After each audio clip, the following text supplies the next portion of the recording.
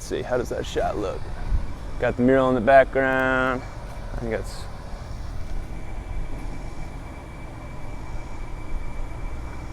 cool.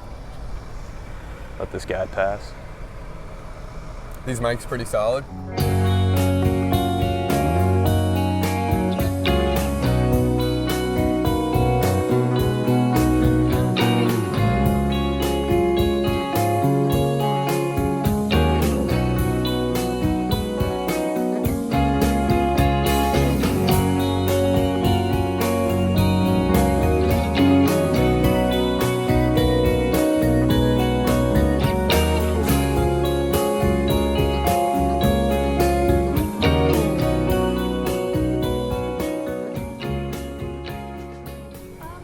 What's going on, everybody? Sam Heine here, back with another episode of Street Talk. Hope everybody's doing well out there. Had a great week. I'm standing, he's sitting, with Jeremy Lewis, who's one of the creative minds behind Often Seen, Rarely Spoken. It's a mural-based street art collective in a nutshell. And we're actually standing right in front of one of his pieces that they did in the Portland neighborhood on the KFI building. And, you know, essentially what they do is they go around, they partner with different brands around town, different businesses, different neighborhoods, and, you know, paint those stories in a really creative light, an eye-catching light that really brings people in and tells a story. And I think that's something that's really inspiring as Louisville continues to grow, especially in a neighborhood like Portland. So I wanted to come down and, you know, talk to you, man. You know, what inspired you all to take Often Seen, Rarely Spoken up to this point?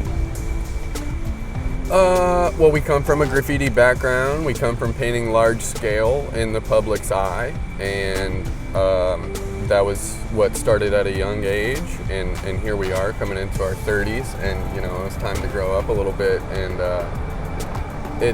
it was a natural transition, you know, it was really natural.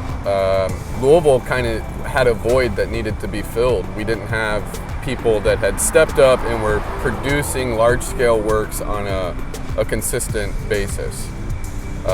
We have a ton of empty wall space, and we just thought it was time to move in. Yeah, it's a cool niche, man, and I mean, it's really cool. I mean, even just from a neighborhood standpoint, you throw up something creative and colorful on a wall, it brings people in, it makes them feel at home in a sense. It gets the creative juices flowing. But from a business standpoint, I mean, it makes a ton of sense because in a crowded marketplace, if you want to boil it down to an advertising standpoint, I mean, it seems like it really helps people to stand out. I mean, yeah. KFI. Right? When I pitch it on an advertisement basis, I like to tell people it's kind of an experimental advertisement or an engaging advertisement, right? Because if that were an ad, you, I, these people passing, someone may go up and take a selfie in front of it or whatever. So it's engaging the community around it, right, to be involved with the brand that it's representing, or just the fact that there's art on the wall. Yeah. And I agree about the color and just, we like to paint big. Yeah. We want people to ride by and say, wow. Yeah. You know? It's huge. I mean, it's grassroots, it's genuine, and you know, it's something that I think stands out clearly. I mean, everybody's got the eye on that one in the backdrop. And so let me ask you this. So Portland, whether you're in Smoketown, New Lou, how do you, and I guess with the brands that you're working with, how do you take the different stories of the brands, the neighborhoods, the people that have inhabited those buildings maybe that you're painting on, and infuse it into your work? Like, what's the strategy there? We ask for inspiration a lot from who we're working with. If the Smoketown one, for example, they had that saying ready to go. Yeah. Smoketown is worthy of everything. Right. They knew what they wanted. It was just up to us to come up with a design that made it look good or clever or engaging to the community, you know, Yeah. something that people wanted to see, stand in front of, feel happy about when they rode by it. Right, for sure. Do you think there's a certain aesthetic that, you know, gels particularly well with your all's brand and what you're doing, whether it's industrial, historical? We go for a very graphic look. We go for very, very bold colors and shapes. Yeah. And it comes from that street art, you know, vibe of being seen. You want to be seen, you want to be noticed. Yeah. Graphic, I would say, yeah, is what we go for. You kind of just mesh that in with the subject at hand, I guess. Yeah. You know, kind of go with the flow. Yep, mixing in typography. We love to work with words, letters, and it just meshes well with a creative design in the background. Yeah, cool, man. from working in different neighborhoods and you know, putting your work up around town, is there a neighborhood in particular from being on the ground level? Because I'm sure this is a production that took you, you know, more than one day to come out and do. This was 4 days. 4 days, Something like that, yeah. So you're getting the pulse of these different neighborhoods, whether they're up and coming or established. Is there a neighborhood in particular that, you know, you see is coming up quick, or do you think that one neighborhood in particular is? In Louisville? Yeah. In Louisville, definitely the Germantown, Paristown strip right now. Yeah. That Logan, Shelby, that area, Breckenridge, and you know, all the cross streets there. Yeah.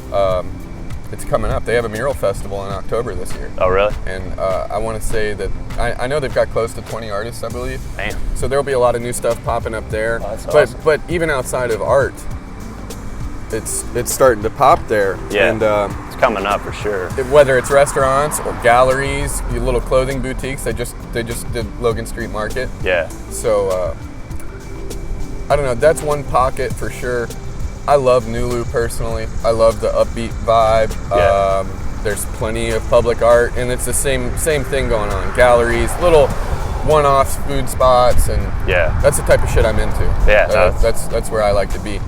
It's an inspiring vibe for sure. But I think there's other neighborhoods on the cusp of it too. Yeah.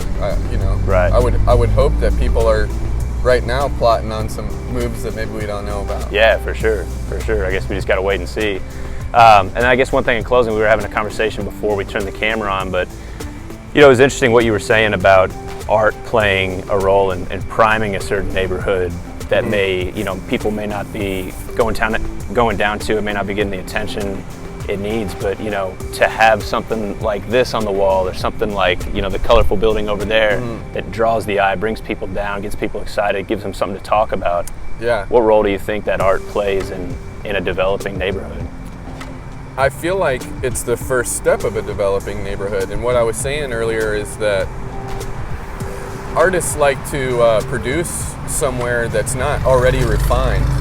Artists like to be somewhere they can explore and find something new and useful to them, instead of having to avoid something. Yeah. Or go around something, you know. So the neighborhood we're in right now, Portland, it's a great neighborhood to go and roam around and explore a little bit. It's rugged, it's industrial. So how I see this transition is people like me and my friends, we go into places that are a little bit grimy, a little bit dirty, and we use that atmosphere and those walls to express ourselves, and automatically that's drawing people to a neighborhood. Yeah. Whether it's to take photos or they may be doing something else. There's art studios down here and that sort of thing. But slowly there's a transition of people occupying space. Yeah. And typically what I've seen in these gentrified areas is that it starts with art. Yeah. Mural work, illegal work, legal work, sculptures, stuff hung on telephone poles. It starts in numerous different ways. And I think that starts the transition of people occupying space and then a need for other things, right? Yeah. These restaurants that I'm talking about, or affordable living, or a clothing store, whatever it may be. Now there's a reason to have it there because people are occupying the space. Typically what I've seen, Nulu for example, it starts with art. Right. You got to build the culture up before you build got to build the culture. neighborhood You got to up. give people a reason to be there. Yeah. You got to give people a reason to want to be there. Yeah. That's interesting, man. Culture, I mean, This helps a lot. yeah, you no, know? for sure. I mean, it's sort of We saw- it's like a corner store in the artistic form. You wouldn't believe how many people we see on social media coming down here just to take a photo. Yeah. You know, tourism also. We travel as artists. We travel to go see art. Yeah. Whether it's murals, graffiti, museum art, and obviously the more of that in these neighborhoods, the more people you're going to have coming around wanting to know what's up and hopefully helping develop things. You know, Hell yeah. A pool of people working together. Yeah, and on the way down here to see the mural, they see a cool building. They're like, oh, I didn't see that. That's cool. What Totally. history is it? Exactly. Kind of snowball effect. Yeah. Cool, man. Well, I love what you're doing. I mean, it's eye-catching stuff. We've had conversations in the past, and I appreciate the support. Dude. keep it up, brother. Yeah, Thanks, it's awesome man. stuff. Yeah. Appreciate it. Thanks for tuning in, guys. Jeremy Lewis. Check out Often Seen, Rarely Spoken, and we'll see you next time.